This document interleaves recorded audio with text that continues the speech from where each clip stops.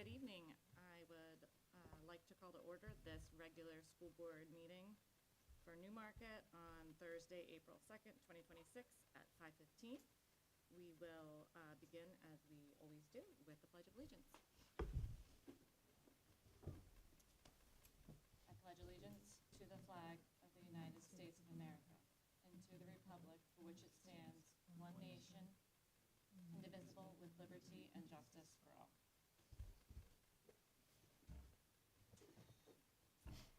And I will just note that Jeff Boyd, board member, is excused from this meeting tonight. And with that, I will open the floor for public comment. Residents of Newmarket are invited to offer any comments up to 3 minutes on any agenda items.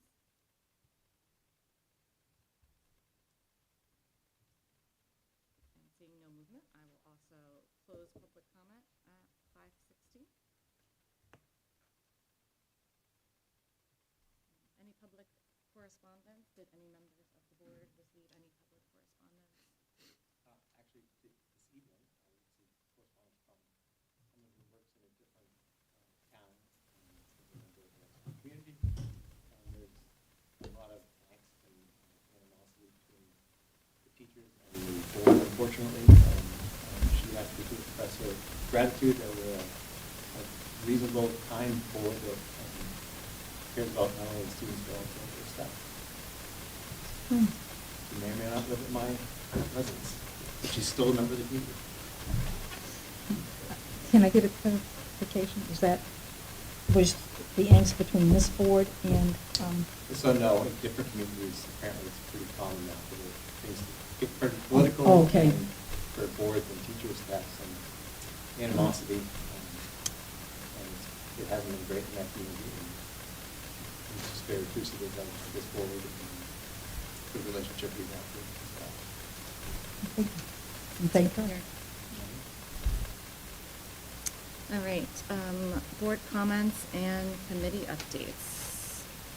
Don't think we've had committees meeting since the last meeting, but board comments. Anything exciting? Kathy? Thank you very much thank you for supporting me and representing you at the hearing this past 2 weeks for SB 101, the open enrollment bill. It was a learning experience for me, and I feel that there's a lot of questions to be answered, and there's especially around special education and transportation capacity. So we just should keep our eyes on it and see what happens when it goes through the process. It came out of, it's in the Education Administration and Policy Committee right now. They'll vote on it sometime soon, and then they'll head over to, it'll head over to the full House. And it was already passed in the Senate. So if it passes the House, it will go before the governor. And you don't know what's going to happen, but it could be a learning experience for all of us, all over the state. So I hope I represented you well, stated what was necessary, and I thank you for it. Again, we really do appreciate you being representing the school board and taking the time to go not just once but twice. All right. Next up, student representative report. We'll turn it to Sawyer. Thank you. So I don't have a ton for you guys today. To start off, I'll talk about sports. So there have not been games yet, but practice started last Monday. For softball, their first game is 4:13 away at PCA at 4 o'clock. Baseball, their first game is also the 13th at home against Mount Royal at 4 o'clock. Track, we have our first meet on the 6th, so Monday at Sanborn at 4 o'clock. And then boys lacrosse has their first game the 13th at Oyster River versus Dover at 4:30. And girls lacrosse has their first game the 15th at Spalding at 4 p.m. Today we had Louis Ngarambe come speak to the high school and middle school because it's April, which is Genocide Awareness Month. He spoke about his story and how he lived through the Rwandan genocide against the Tutsi people. And I mean, I thought it was an incredibly powerful story and a very good speaker, and it was really awesome to have him. Shrek the Musical is happening April 10th to April 12th. There is dinner and a show going on, so if you go the night of one of the shows and say that you're going to see the Shrek the Musical, either at Panzanella's, Kume, or Muddy River, 10% of the proceeds from your order go to the Newmarket Drama Club. And then last but not least, next Monday, April 6th, seniors who earned a B+ average and competed in at least 2 sports all 4 years of high school will be recognized at the New Hampshire Athletic Director Association Scholar Athlete recognition event. The students who will be recognized from Newmarket are Maya Beckles, Kaya Dauberstein, Caden Doucette, AJ Mulligan, Jackie Prompedit, Magnolia Redmond, Lillian Thompson, and myself, and this will happen at 9:30 in the morning. And then before I finish off, Magnolia Redmond is here to talk about what's going on in SALT. Nope, that's Oh, sorry, net zero. Hi, I'm Magnolia. I'm the president of the Newmarket Environmental Team, and I'm just going to give you guys a rundown on what we've done this past winter and what we have coming up in the spring. So every year we plant seeds, and this year we had those seeds, we planted them in egg cartons, and then we keep them in Mr. Groth's room, and we have lights, and then when they sprout, this year we are giving them to the Newmarket Elementary School and giving them to their garden club so they can put them to good use in their garden. And then additionally, we collected bottle caps around the school for about 2 months, and then we painted them and made a mural of a sea turtle. It's actually hanging up on the red shelf over there in the library. So that was a fun art project that we did. And then coming up in the spring, specifically for Earth Day, we are planning our annual bike and walk to school day. So we've done this for the past 2 years, and it's been a huge success. This year it's on April 22nd, which is a Wednesday and Earth Day. And basically, whoever walks or bikes to school will get a free baked good and is entered into a raffle. And we are also partnering with Student Council for the Spirit Week. So again, on Wednesday, that will be a Spirit Day where you can wear green and blue for Earth Day. And then lastly, next Friday, April 10th, there's going to be a roadside cleanup. Net Zero likes to do these like 3 or 4 times a year where we all meet in the front lobby, and then we disperse on streets from the school and then pick up trash for about an hour. So that's what's going on at Net Zero. Thank you. Thank you. Yeah. Dixon? Todd, you're up. Actually, I will start. I want to just acknowledge the great work that Kathy did at the Senate hearing this past Wednesday. I mean, first of all, the testimony was great, but I think it shouldn't be lost that she spent, the previous Wednesday, she spent for 4 hours waiting to testify. The meeting ran long, and she had to come back a second time and spent 2 hours at least at this most recent. So I waited for my brother, and he was there for 4 hours. So that was a pretty just to do that really showed her commitment to the cause. But one of the things I just wanted to acknowledge is SB 101. For those of you who don't know, is the open enrollment bill that seems to be getting the most traction. And Kathy had taken the time to create testimony around the proposed version of it. And then before she could testify, the author of the bill came in and amended the whole thing and changed the entire law from top to bottom so that the testimony she was planning to give wasn't fully aligned with it. And yet she was able to retool and readjust. And at the same time, some of you may have heard about the passage of HB 1815, which it was signed by the governor, which is basically a law that institutionalizes inadequacy in educational funding. So they passed it. Basically, it was a bill to basically say the legislature doesn't have to listen to the Supreme Court, which is a real interesting take on legislation.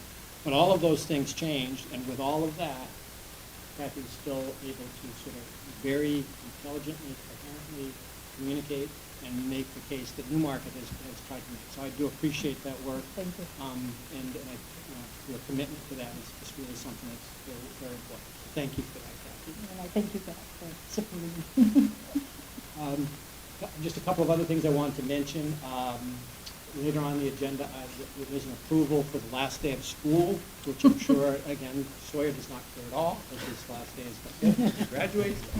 But I will be recommending June 16th is the last day of school. I've mentioned this to you in the last two meetings. I just wanted to remind you of that. And later on in the meeting, there's an approval of that. So certainly we can review it. I want to assure everybody that the decision to do June 16th fully meets all state standards. In fact, and we are exceeding state standards in terms of the number of hours in the school. We're well ahead of the game. So later on in the agenda, I'll be asking you to approve that. And I can answer additional questions at that time.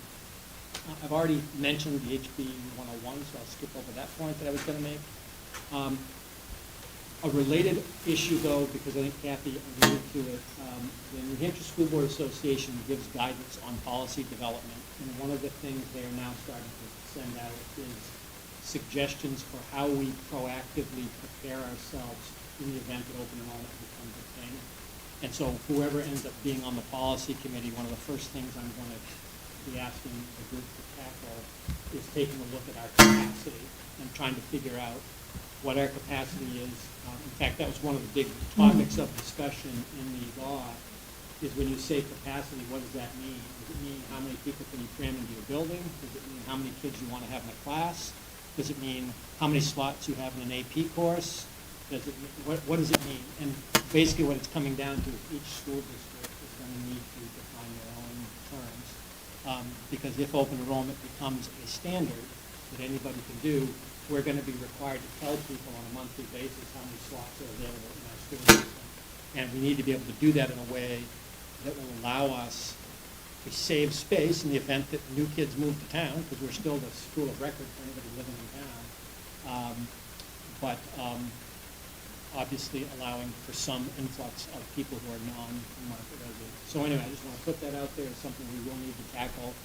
And assuming SB 101 or some variation of it passes, it doesn't go into effect currently until July 1.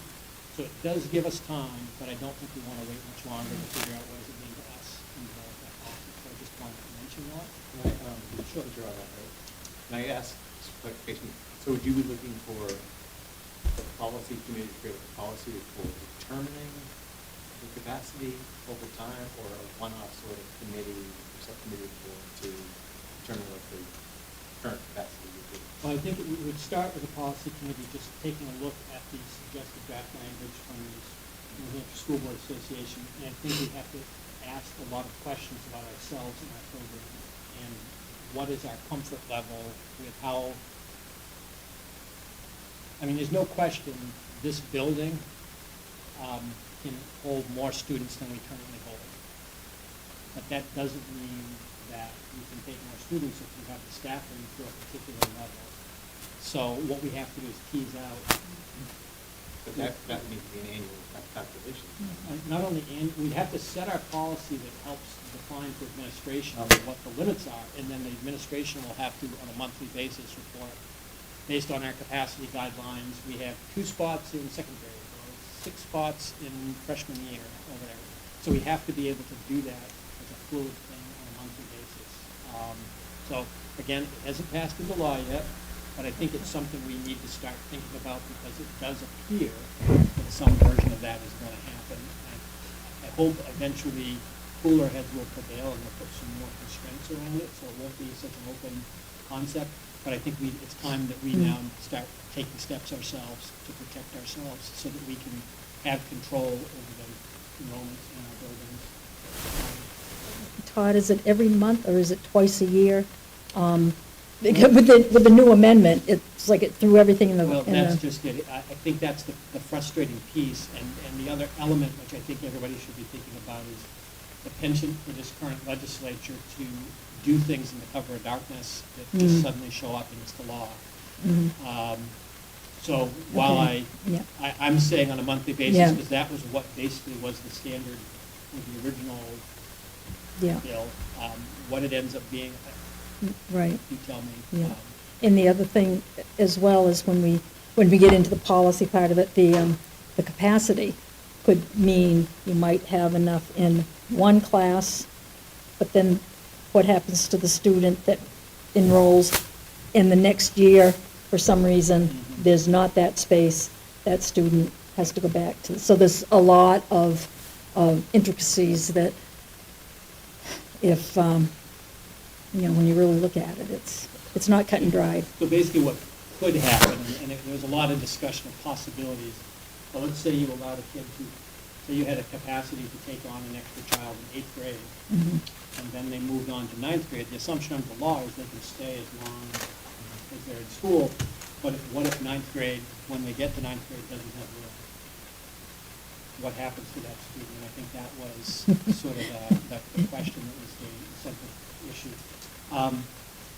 The other thing, just relating, because you mentioned it too, Kathy, is the capacity around special education is a particularly unique discussion to have. In fact, I was at a superintendent's meeting this morning, and we spent a lot of time talking about the fact that, for example, like for us, we do contracted services sometimes for speech language pathology services. And so how do you determine what your capacity is when you're contracting about Physical capacity. Exactly. So anyway, so all of that is, so anyway, I just wanted to put that on the table, so whoever ends up being on the policy committee, expect that's going to be one of our first things, is to take a look at a lot of the enrollment-related policies and see what we can start thinking about. Last thing I wanted to mention, I just wanted to congratulate the NES PTA because they applied for and secured a grant for an outdoor classroom space at the Newmarket Elementary School. Obviously, there's a lot still to be determined, but it was quite an accomplishment. So I just want to thank the PTA for taking such an active role. As you know, last year they approached Sean and I about what could be done to encourage and increase outdoor learning and outdoor experience in the elementary school, and so they have been actively at work. And actually, Jen Payson, our NES library media specialist, is very actively involved as well. Really trying to figure out how we can incorporate more outdoor experience in kids' lives, and clearly having outdoor classroom space would allow outdoor learning to take place more actively. So thank you to them for their work on that. Yeah, they've been really kind of amazing. Most people put out and saying that we want this, but don't necessarily engage to make it happen. But we went to the PTA last year, and from this, they've really been amazing. They absolutely have. They have been true to their word that they are committed to it, and they have continued to lobby, and I'm excited to see what we can come up with. And I can only speak for my kiddo, but the outdoor learning that they do currently on a regular basis, the kids seem to really enjoy. And it was postponed today, but kind of a surprise because even the kids assume, like it's rain. If we live in New England, you can still go outside and learn outside, whether it's raining or snowing. I think they've done a lot in a relatively short amount of time. For sure, so. It's wonderful. Exciting. All right. Moving on to discussions and presentations. The first person on the agenda we'll welcome the Director of Planning and Community Redevelopment, Clark McDonough, to discuss the CIP process. Welcome. Thank you for having me. Again, Bart McDonough, Director of Planning and Community Development. I'm here before you to pitch an idea. So what I have before you is a draft of a potential subcommittee that has yet to be established, but is on the brink potentially. And its sole purpose is to think about long-range planning. Over the past couple years, there's been significant conversations on how budgeting and planning should interact with each other. And, through those conversations, specifically through CIP process, and the planning board, and then also town council, the budget, not the budget, excuse me, charter commission, there's a real emphasis on, planning for a long range, having a cohesive, comprehensive plan that we can budget more appropriately, more strategically, and have these kind of conversations on where do we want to go as a community. So those conversations, those actions, kind of led to this moment in time, and what you have before you is a draft charge of this long-range subcommittee, long-range planning subcommittee, and it has two objectives. One is to make sure that the town's master plan is being implemented, so it's a kind of a body for them to check in with those responsible parties to who are responsible for doing some of the actions of the implementation plan. And the other one is to have a space to think about 20, 30 years down the road, where do we see Newmarket, where do we want to go, and having those conversations. So theoretically, how it could work is that we're having these conversations, this is a 10-year master plan, when it's time to update it, we would have a lot of the ideas already there, and they can update. So it's creating efficiencies there. Meanwhile, the CIP committee has something to look at as well throughout the year, or at least as part of their packet when they're reviewing projects, requesting funding.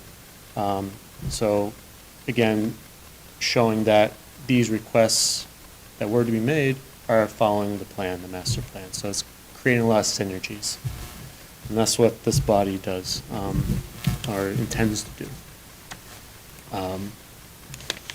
So the composition of it, would have a planning board member, conservation commission member, town councilor, school board member, one member from the housing authority, and then one from Newmarket Community Development Corporation, and then 3 at large, and then alternates as well.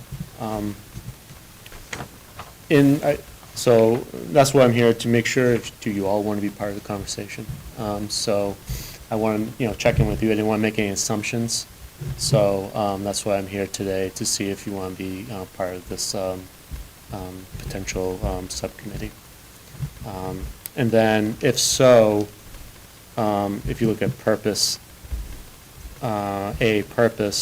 subsection 1B, kind of shows all the areas of focus. And I intentionally left out education because I know are separate bodies. So if you guys all would like to be part of this conversation, I want to ask the question, can I put education as well, educational conditions? So if you look at the way it reads for the folks that are at home, it says, this long-range planning process will be supported by engaging in discussions, conducting research, receiving testimony, and compiling recommendations that seek to enhance the town's civic, economic, environmental, food security, infrastructural, inhabitable, public health, recreational, resource managemental,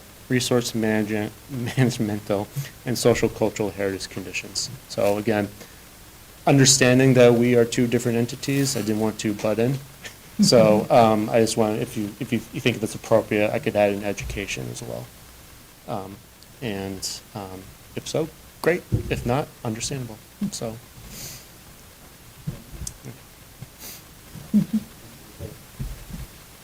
Thoughts, questions? I think I have education in some sense.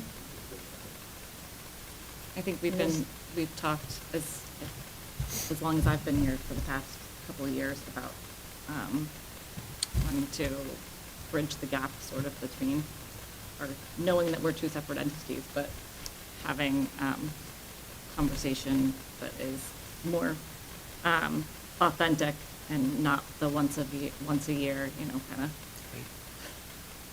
quick.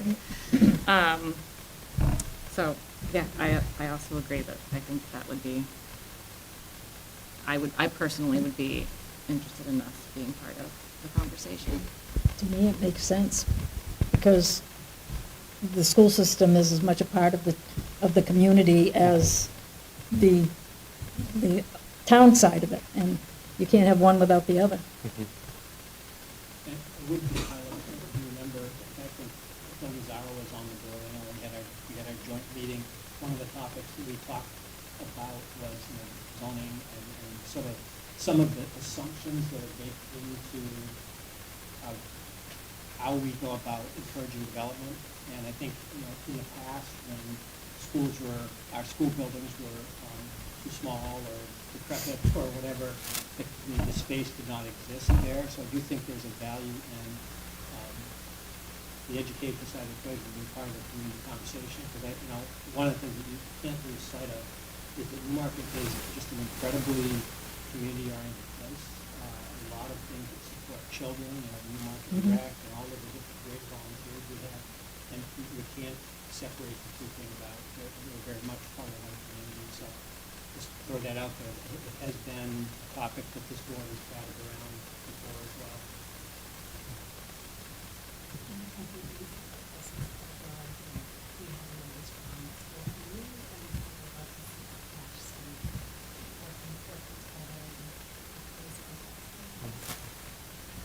I have a couple of just questions.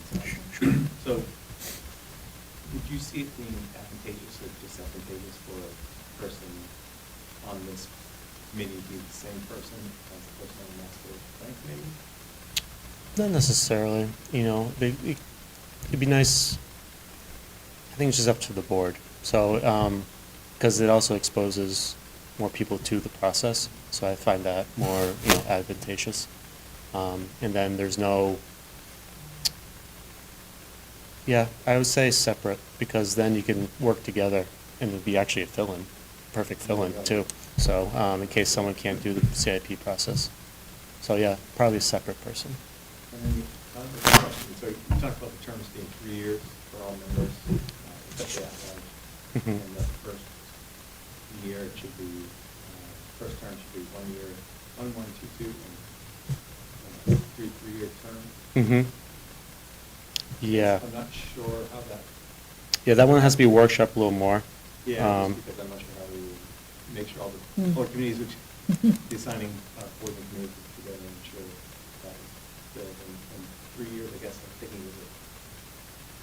It's quite a long time. I understand the idea for continuity, but I'm Mhm. also wondering if it would do that easy to kind of keep that continuity given. Yeah. But from the board change And that's the assumption that this is not going to happen. It's just in case if there was, to try to keep that continuity. But if it, through the vacancy section, it kind of lays out the process. All right, there's understanding that it might not happen. This is how you fill it. So, but yeah, that's something I can bring back to the plan board.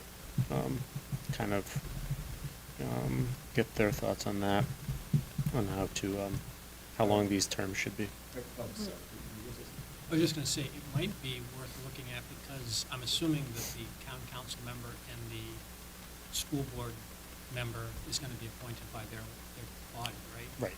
It might actually make sense to have those terms only be 1 year simply because we, on an annual basis, reassign committees and so forth, just as something to think about because unless a person's elected term aligns with 3 years, they couldn't fulfill it as a board member, unless they ran for re-election, which they might, but. Yeah. Well, I guess that's what That makes sense. Questioning the vacancy. So was your idea within the vacancy filling process that if, say, I was on it and I only had 1 year left on the board, that I would still maintain 2 years on the long-term committee with it being a school board rep instead of a hard rep? Or? Well, yeah, so I think you would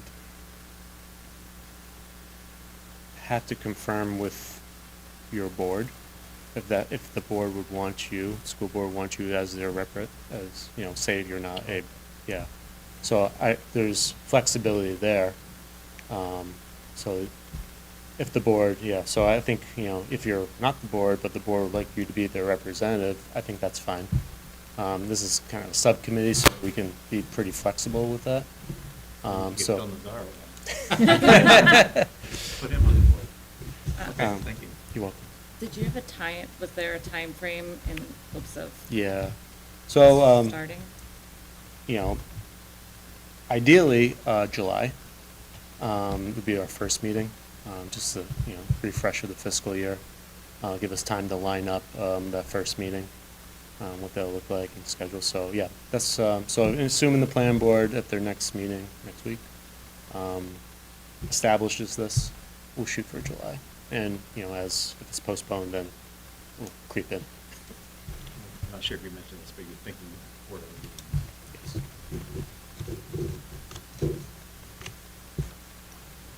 Would there be homework in between? Not necessarily. Being from the We would, staff would do a lot of the heavy lifting and prepping and whatnot and getting folks, so. The way I envision it is, because we're also about to adopt the new master plan, so this is a nice area to have this come into existence with the new master plan. And the way I look at it is, we'd have presentations for like maybe the first half of the meeting, and then the second half we'd facilitate a discussion, a topic that we would all discuss, and then go on from there. So I can't guarantee no homework, but the first class, no homework. Thank you. You'd like probably a definitive vote from the board or? No, so Holding you don't the have board's to fine. because this doesn't exist yet. But Oh, okay, so the so next maybe at your meeting is next, when yeah, they're gonna- yeah. So I'll keep in touch with Todd to say, hey, we got something new, and then whatever meeting, either May or June, we can vote for someone. Great. Thank you. Yeah, I appreciate you. Thank you. Thank you. Can I bring something up that just a little, I don't want to forget it, but the other day we were watching the new, I believe it's a new drop on Newmarket's history. It's their 300th, right? Is that 300th this year? And it was a great video. It's on Channel 8. And so I would recommend everybody to watch it. And that could be part of the long-range planning too. What's happened before and what will come. Just for clarity, the 300 is actually 2027, And- but they're okay. releasing all the publications and the videos, yes. And it was an excellent video. I learned a lot. So people can watch that, and then they can watch your testimony. Oh, jeez, no, Wow. yeah. You're funny. All right. Next, we have our business administrator, Grant Lee. Evening. So I'll be talking about a few different things. I'll start with the trust fund transfers, and there's a memo in the agenda on this topic. So we'll be advertising a public hearing to coincide with the next school board meeting on April 16th. This is a requirement by law for all withdrawals from the trust funds. After receiving any public comments, you'll be asked to vote on the proposed transfers. So we're proposing 3 transfers. The first one is $134,300 from the Insurance and Benefits Trust Fund before the end of this school year. And this will be used to help offset the school care mid-year assessment. The second one is for next school year, so this is for fiscal year 2027. We're proposing a transfer of $60,000 from the School Technology Trust Fund, and this will be used to help offset the cost of purchasing network equipment. And then lastly, also for next year, we are proposing a transfer totaling $169,700. The funding will be split between the School Repair and Maintenance Trust Fund and the School Improvement Capital Reserve Fund. This will be used to pay for replacing 2 sections of the roof at the junior-senior high school. This work is planned as part of the 20-year CIP. Next board meeting, I'll provide a bit more detail, but this is just to give you a heads up that this will be on the agenda for the next school board meeting. Any questions about that? We should probably just clarify from the email before, but this is voted on the previous board. Should there be?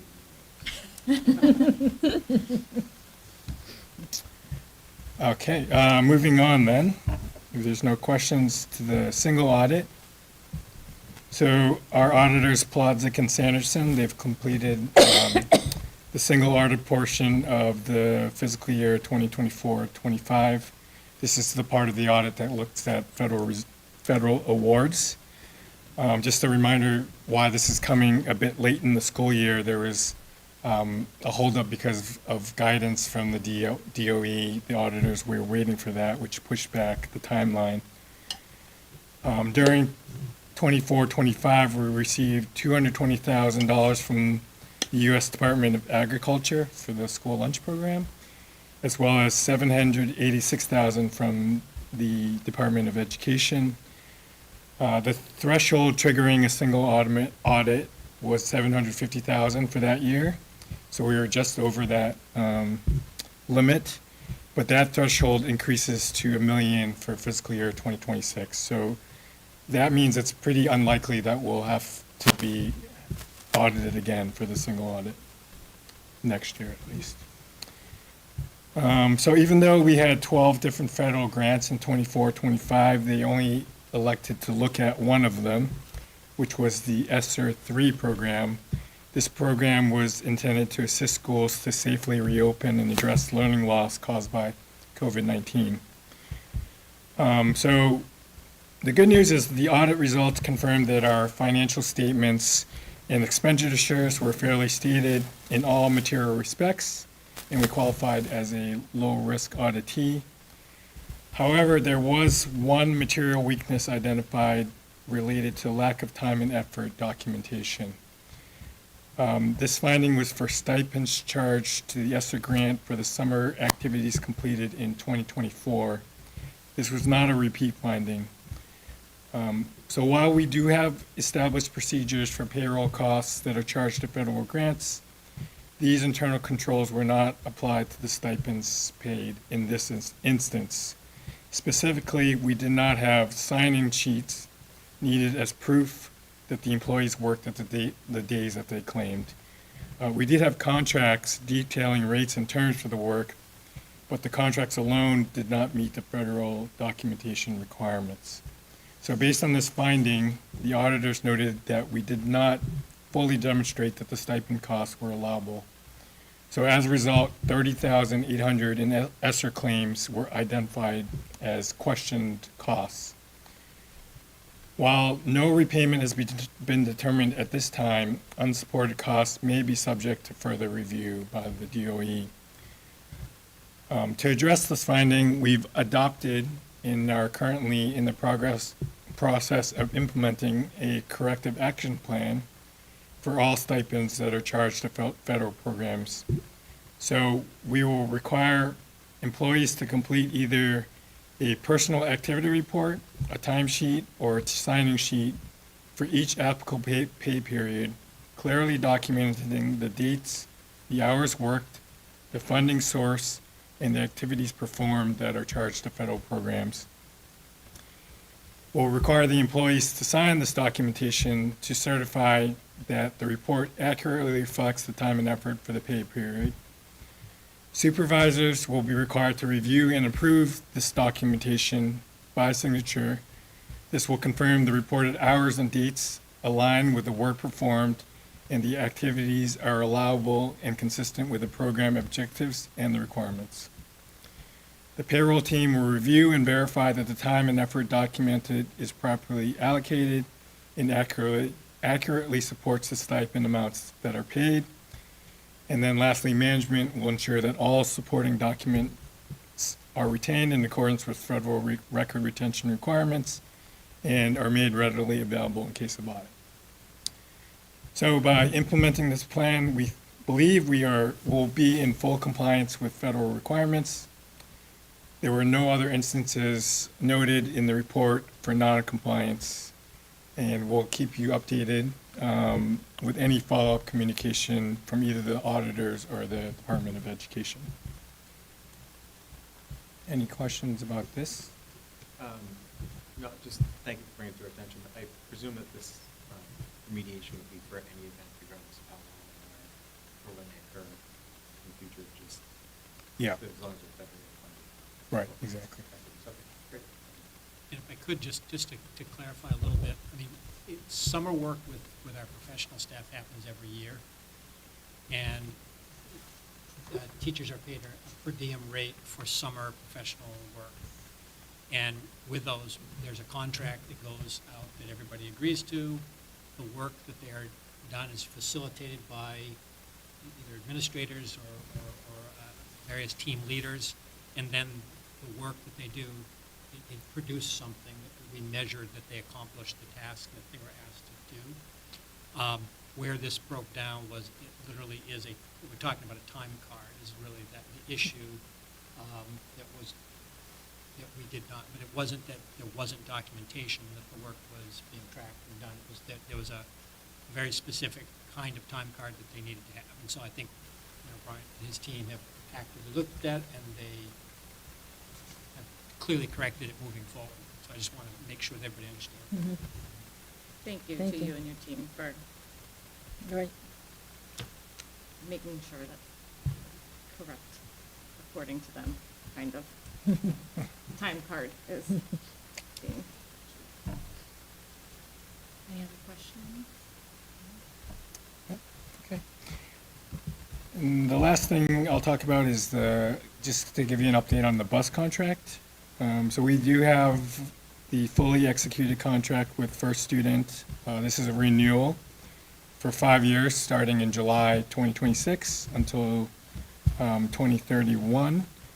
There's a memo in the agenda.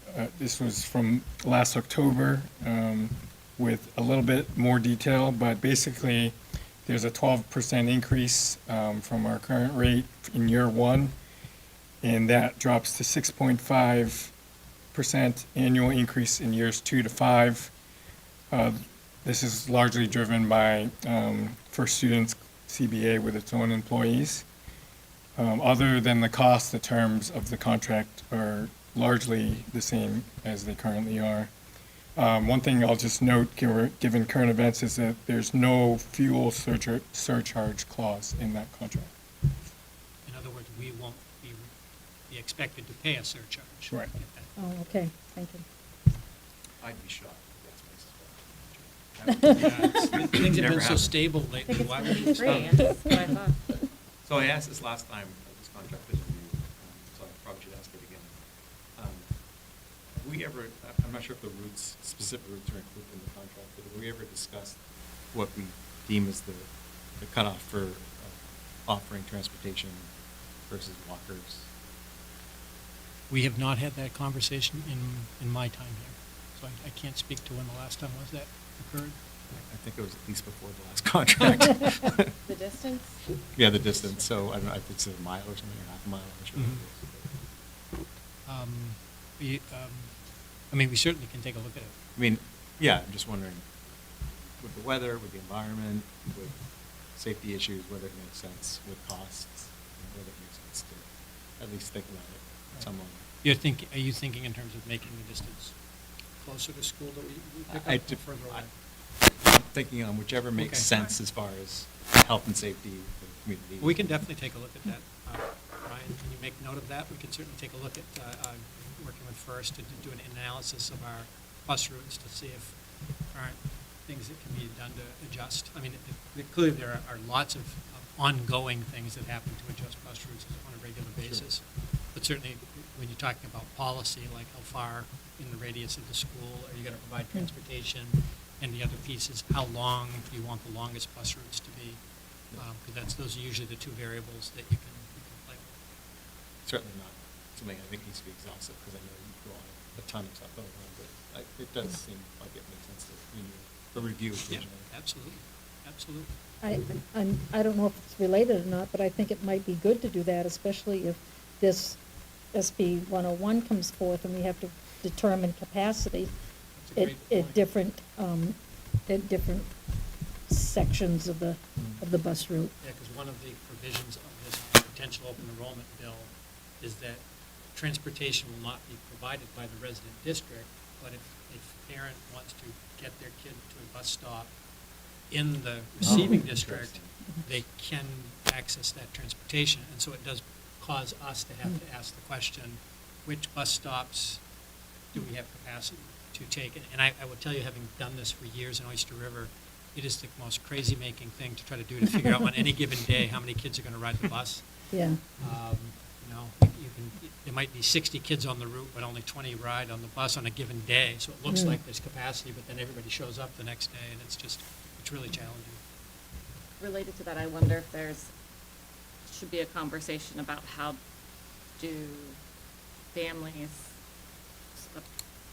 school kids, how often do they check in to confirm who is taking the bus and when. And the reason I just thought of that is because right now, my kid's bus comes like 6 minutes different. And our bus driver is wonderful, and she said it's related to kids staying after school for sports, whereas winter sports are different. So I'm wondering, is there a way to make it not just more efficient and make sure that we know who's going where and when, but then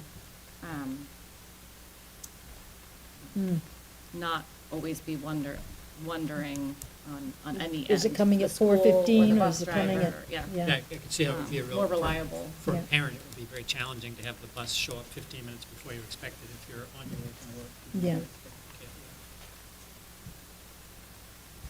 do that. Any other questions? At this point, no, but when you start delving into I it, there know. probably will be more. Well, I added, when we talk about open enrollment policies, capacity of buses will Yeah. have to be something that ties very directly to what we're talking about here. Thank you. Mike. Thanks. Thank you. I know that it's already,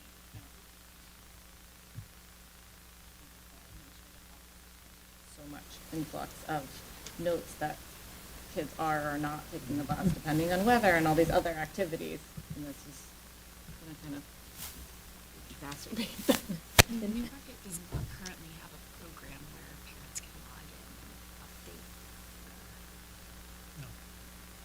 Would that help the administrative staff if there was some form of a, I think it depends on how accurate it is. yeah, Because it is based on GPS tracking, Uh-huh. which may or may not give you an Right. accurate assessment, depending on where they are. Yeah, I was actually referring to like the program that parents, the school board work at, where parents can log in and say, this is a change in pickup or a change in. Oh. And just, I think also lets the staff know, is the bus full this afternoon? Right. Are Versus emailing or calling. calling the and office. Yeah. emailing every day, yeah, there's different programs that parents that have access to say, I'm picking my child up today, or they can take the bus do you know what the home. name of that program is? It's gonna come to me in a minute. And- Yeah. Please don't, then it'll be a lot longer this year. You can just shoot me an Yep. email when you think of Okay, it. yeah.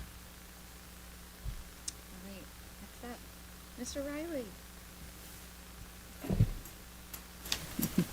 Good This is evening. exciting. I am here to recommend that we grant the contract for our feasibility study for the possible athletic field and track expansion across the street. That is exciting. We had 2 bidders. The bids were very similar. We did include the town's engineer, Lindsay Butler, in the decision process because we wanted to get her input on this too. And we all agreed that the real major difference between the two was the price. That other than that, they had slightly different methods of getting to the same place. So we'd like to recommend that we grant that to Verdantis. Another nice thing is they are right here in Newmarket, so the hope is that they have more buy-in, more interest, and, you know, people can wag their fingers on them if things ever go wrong for the next 100 years in this town, you know, so. No, they seem great. Both companies seemed very good, very professional, very good proposals for RFP. So yeah, that's my recommendation. And that amount would come from impact fees? Yes, no, For the yes, study. we are proposing that this be coming on impact fees. Impact fees can be used for anything that involves expansion of capacity, and certainly expanding athletic space is an expansion, and so the 21,600, is that what it is? Yes. The 21,600 would come out of impact fees, and currently we have a little over 207,000 Oh, good. impact fees to access. That's impact. Okay. Mm. Well, one of the concerns, the other company, it would be a lot of their offices were out of the state and travel, just to come out for the meetings, to come out and look at the site, that their travel costs would be significantly higher, and we think that's part of what accounts for the price difference. It would probably be even higher now. Thank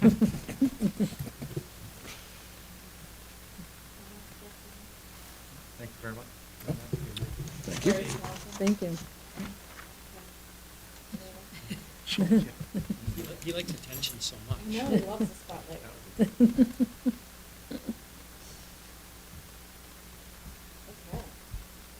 Next is, looking at, non-CBA professional agreement. So it's actually all of them, administrators, teachers, and non-CBA professional agreements. So if I could, obviously, these are the list of the staff that are being renominated for next year, and for those that are not on the CBA, also identifying the salaries that they would be being compensated with. I do want to just add, this is a process that all professional staff are required to be presented to the board for approval. If you have any questions that are about a specific person or particular issue regarding the process, I would ask that we go into non-public and have that conversation. I do want to acknowledge the teacher side of the equation. Obviously, there's a whole collective bargaining agreement, there's a whole supervision process that goes on. All of the the staff receive their summative evaluations every year, and then obviously those candidates that are being recommended for renewal are have satisfactorily met all those requirements.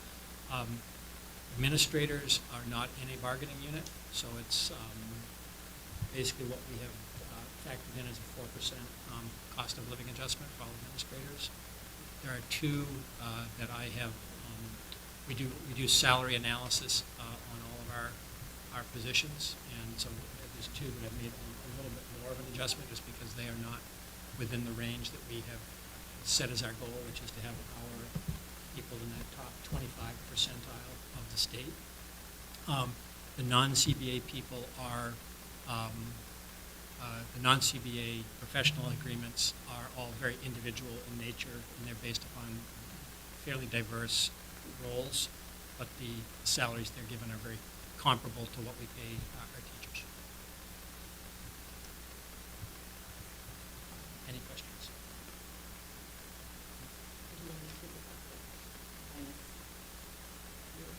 Oh, yeah, I did want to mention, you'll notice that there's one administrator that's not on the list tonight, and that is me. And it's not because I'm not nominating myself for renewal, because you guys have to officially do that. So I would suggest that at some point, maybe before the next board meeting, that someone from the board be appointed to officially have a conversation with me so that we can bring forward that, if that is of your interest, for the next meeting. There's someone who meets with you. On a Like set the regular agenda basis. or something, maybe. You certainly do that. Maybe they Just could do it. saying, You have to officially authorize that.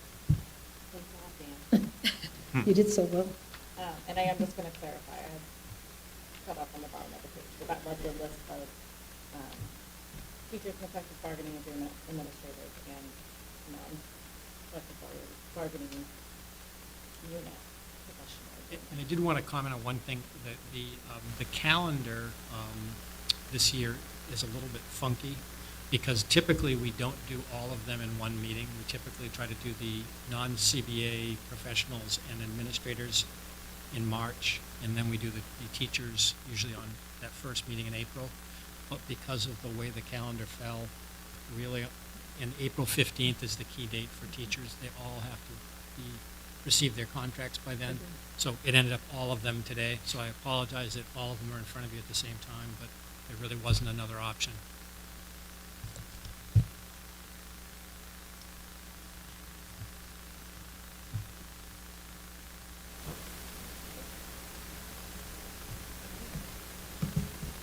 Committee assignment.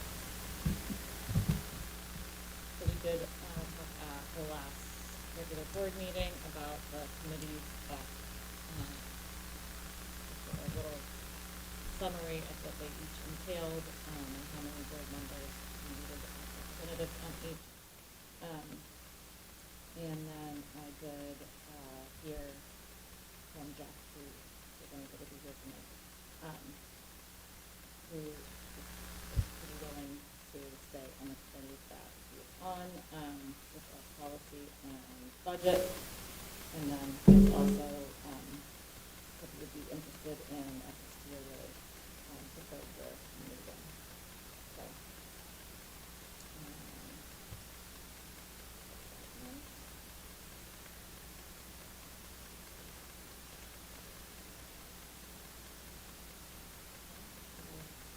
And I got a lot of school exam, I've had.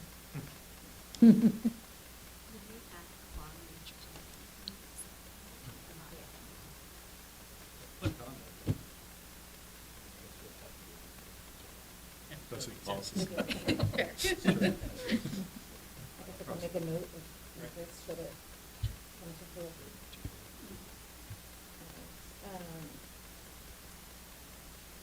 So I'm just gonna go through, obviously, chair and vice chair are situated. For those of you that know, I put in as the chair for this year, and Gary Swanson, the vice chair. The budget committee is in this. Is that Jeff? He said he would be willing to be on there.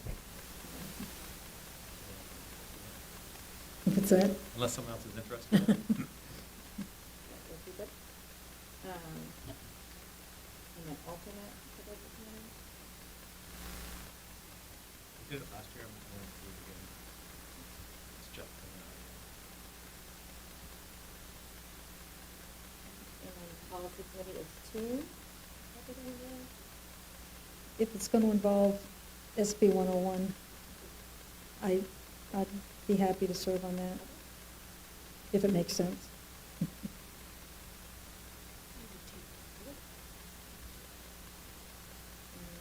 the school board representative to FST. I did that last year, and it's not a huge commitment, so if anybody else wants to, the meetings are usually once a quarter, right, Todd, at about 4 p.m.? Yeah, there's 4 meetings, and then there's the The graduation. graduation, yeah. And the thing to consider would be the meeting begins at 4 o'clock, and they usually last half an hour, 45 minutes max. So, Except when I'm running them for 30 minutes. 30 minutes, yeah, we were out really quick when you did that. Is that going to be forever? So I don't mind doing that again, unless there's somebody else that would like to be on it. Like interested. What's that? I'm also curious, but Yeah, so go for it. I'll put myself there, and then should I make enough to it? All right, district staff development committee representative, that's the professional development committee. That does meet typically monthly. And I should preface that the next meeting, I believe, is Monday.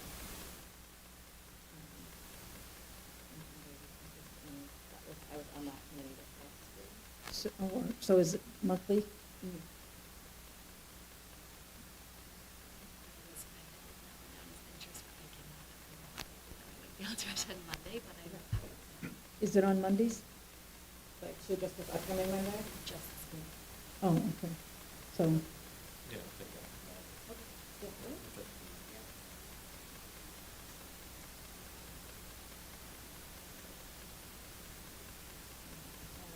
Gary is the Newmarket School Board Association delegate. And then, negotiations team representatives for support staff. We shouldn't have any major issues to negotiate, but you never know. Things can come up. We did just. But I was going to say, I think we are going to have to at least discuss the health Health. insurance company. So I think it makes sense to have people who are newer so that they start building these relationships. I would include you in newer, sorry. Yeah, but I also know that Liz is already picking up quite a bit of stuff. I don't mind being on the support staff again, but if you think a new person would be good on it, I then, think you're new too, so. Oh. I guess I'm saying not me, because I'm not gonna be here next year. So you- So it probably makes sense to have someone, yeah, So really what you who's mean not me. Not who. Someone who's Somebody not that's not Gary. Gary. Yeah.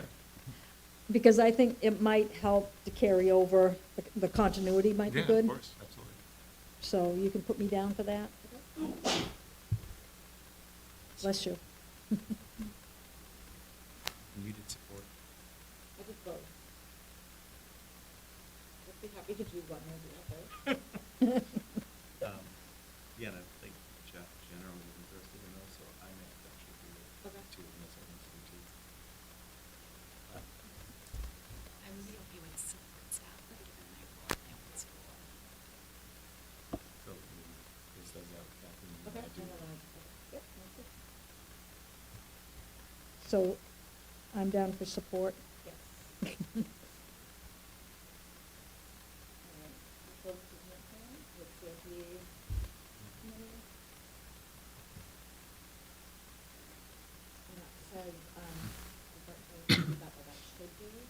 Well, This would be a little, it relates, but it's not the same thing. I did it last year, yeah. So we have our own capital improvement committee, which basically it's me and Dave and a board member that kind of reviews our plans and updates our long-range plan every year, so. And I think the same person, this is the Typically the it town is, yes. CIP. And they are also on the town CIP committee, which, Meets 5 or 6 times. Yes. Yeah, so, you sure? Don't move them. Manifest signing, is that, is it just that? Yeah, because I can, you can put me down for that. That would be every other week probably, right? Yeah, and I can do that. Yeah. Is it best on a Thursday night, a Thursday, or a Friday?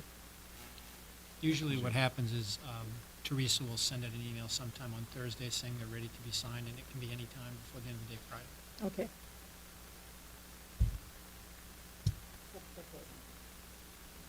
Yes.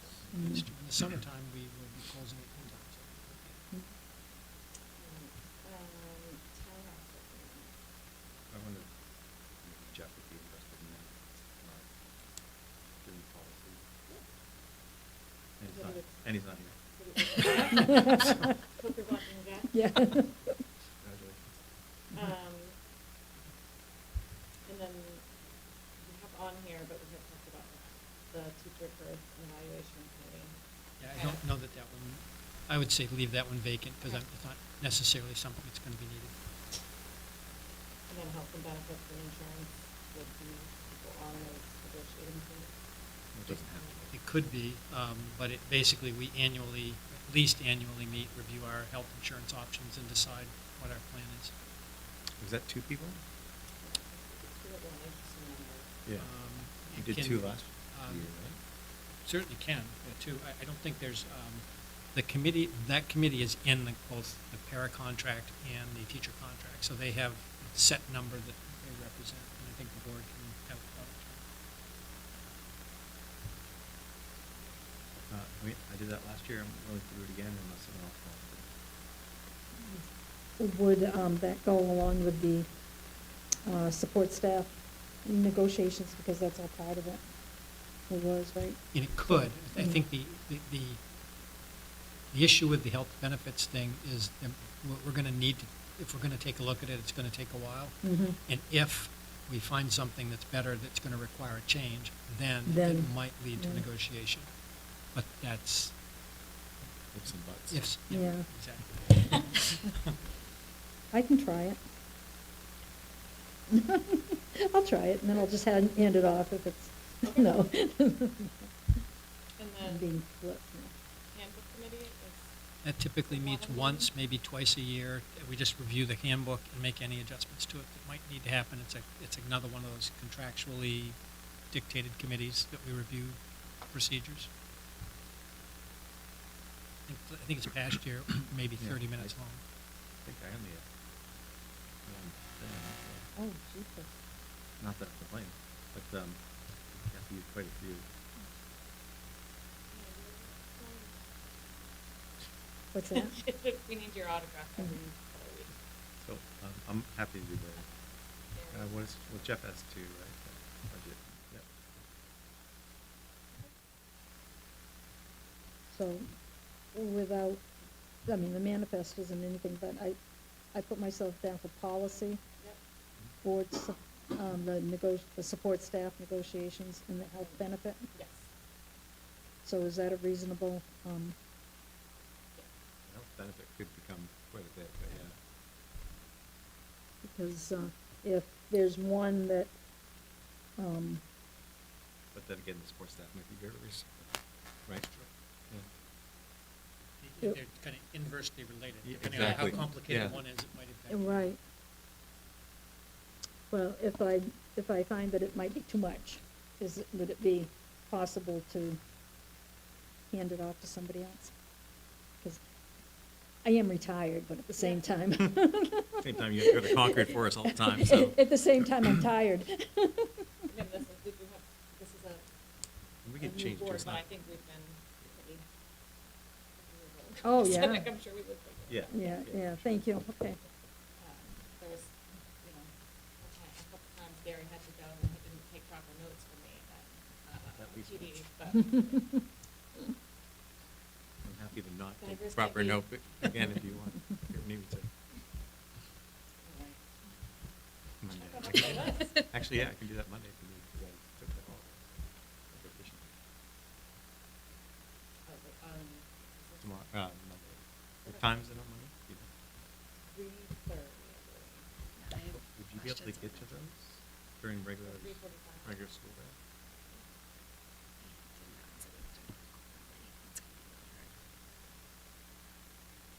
I typically What not about the there. policy committee? Policy, we get the committee together, and we talk about what works for us, and we pick a time that works. Okay. But you said PD's 3. Yeah, because that involves teachers coming in Teachers. after school. Well, you used to get there at 4, right? Just go there at 3:45, Okay, I can do that. yeah. I mean, it was, they. Patty doesn't take attendance or Yeah. anything, right? So, yeah. Well, she does, just doesn't hold it against you. No, I can do it. No. Don't expect good notes. Okay. This is all you. Aware of that up front. And not that I didn't think it was valuable, but I felt like I was more there, to learn about what was happening, yeah, so. I'm just adding some They didn't miss me apologies. first. All right. School events. There's only one event there, and it's the Top 10 Luncheon that is done every year, and we don't have to decide tonight, but there's usually a school board representative that joins myself and Andy Corman with the Top 10 going out to lunch to celebrate their honor of being named Top 10. When we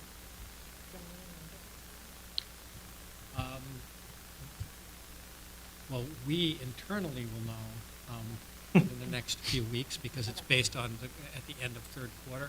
It will get announced sometime in the week or so prior to. maybe one of them will like this as much as one of the top 10 did last year. And then, Discuss it. I'm just gonna reiterate some of the, things that Magnolia mentioned in terms of school events. The April 22nd bike to school, walk to school, and the fact that Net Zero is doing a trash pickup, which is about this week. I cannot fix the date. I think that's the bike to work day. Can't think of anything. I didn't know how much Sawyer was going to mention this, but I did want to just take a second to say that my middle schooler came home and could not stop talking about the guest speaker today. Oh, really? He shared so much information and just had it sparked a lot of curiosity and more interest in this, but I'm referring to the Rwandan genocide survivor, and he just felt like it was really inspiring. And I even said, like, do you feel like there was a message? He was able to tell me what the message was, and it was wonderful. So That's good. I don't know who organized that, but what a great opportunity. for the That's kids. Becky Cole, our Perfect. library media specialist. And that Yeah, awareness is so thanks. important now, more than ever. Yes. We don't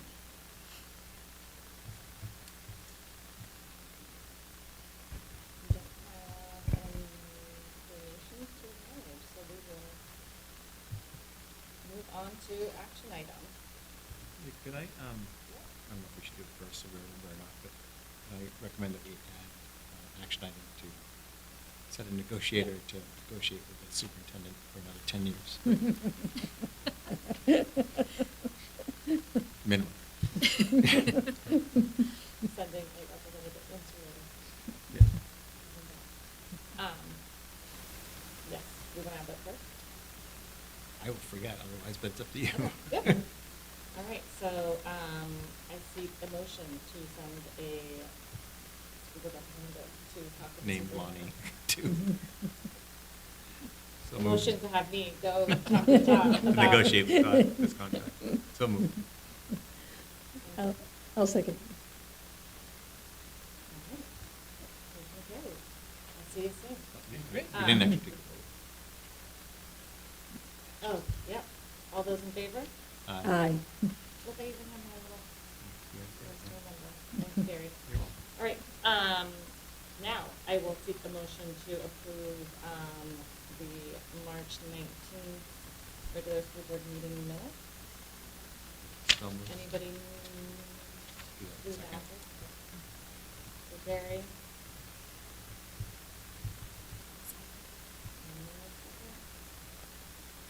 Did anybody notice any? Yeah, the only thing I noticed is that for the election of officers, I don't think either one of us, I know I certainly didn't abstain from voting for myself. It shows that you and I both abstained, but I don't think you abstained either, nor do I think it's a requirement.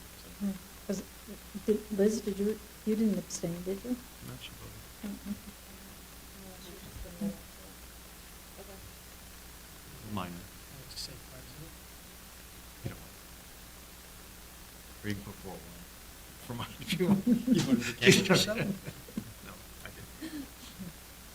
All right. But other than that, I didn't abstain. All those in favor of approving the March 19th, 2026 meeting, say aye. Aye. Aye. Next up, Kathy has the manifest. Oh, my goodness. Am I going to get this right? I move that we accept the payroll and AP manifests for March 27th, 2026, for $1,306,302.89. I'll second that. Motion by Kathy, second by Jerry. All those in favor? Aye. Next up, I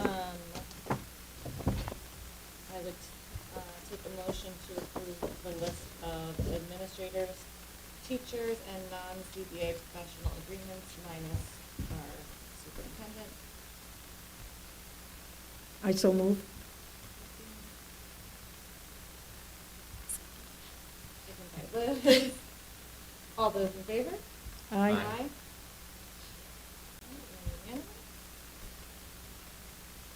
Do you want to do the next three together? Sure. Thank you. I move we accept the approved teacher resignations.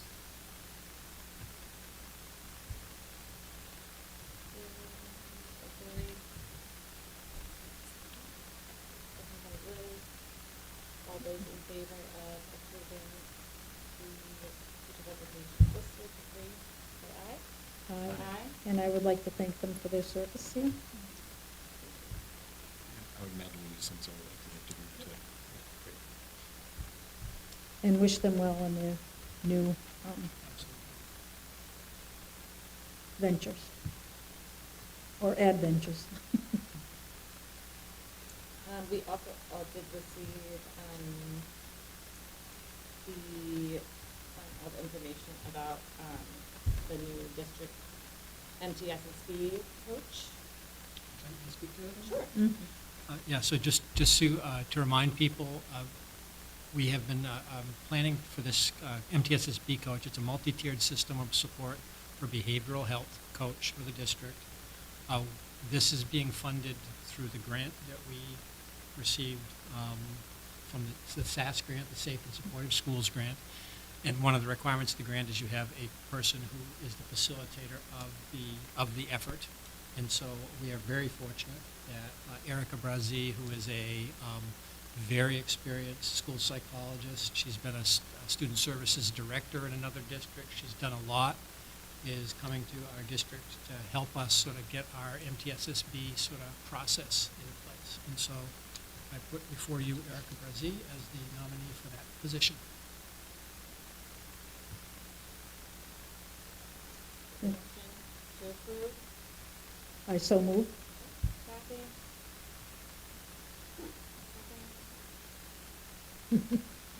A second.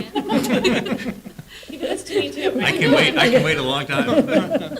Seconded by Liz. All those in favor of approving the new district MTSS-B coach, Erica Brazzi, say aye. Aye.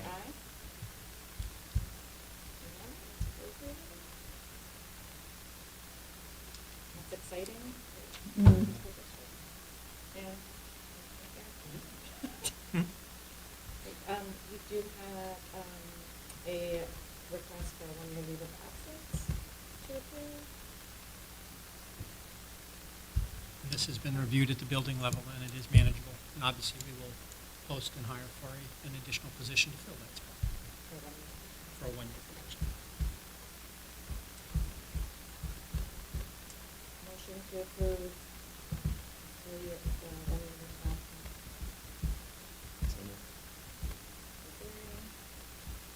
I second it. Seconded by Kathy. All those in favor? Aye. Unanimous, 4-0. And. Excuse me. After we get the for the company, I would take the motion to approve the recommendation for the study for the feasibility study for the athletic facilities expansion to Redantas LLC in the amount of $21,600 and authorize that cost to be withdrawn from impact fees. Also move. Mr. Kathy? It's kind of exciting. It is. I second.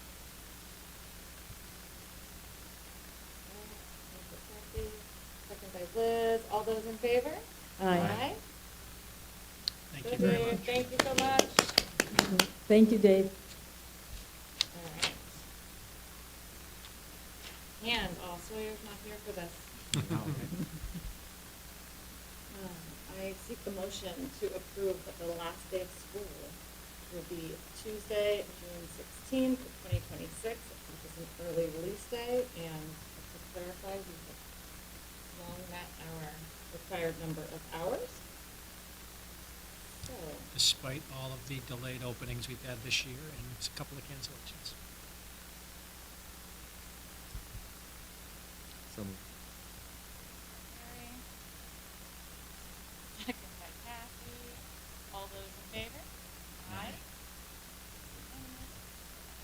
And I will put out a communication to the community about that. Will probably be out on Monday.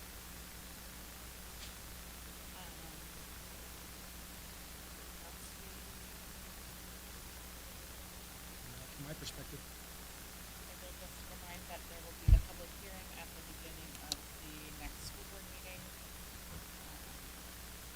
an actual reminder about the school board retreat on Saturday, the 11th. Yes. Notice it's not listed here, but remember, Saturday, April 11th, right in here, we'll be doing our annual school board retreat. And that is a public meeting, by the way, so the members of the public are able to attend. Correct. 7:30 for Kathy, is that? Okay, all right. And then, there will be the public hearing at the beginning of the next school board meeting, to ahead, I noticed the agenda says April 19th, but it's really April 16th. Oh, it might be 60. Oh, that's, well, mine printed says the 19th, so maybe I got. Must have got flipped upside down on the printer. Oh, yeah, I understood. Must have been flipped. Right. That being said, I seek a motion to adjourn the meeting.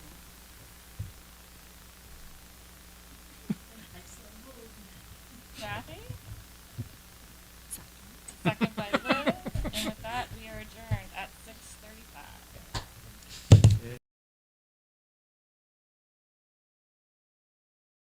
6:35.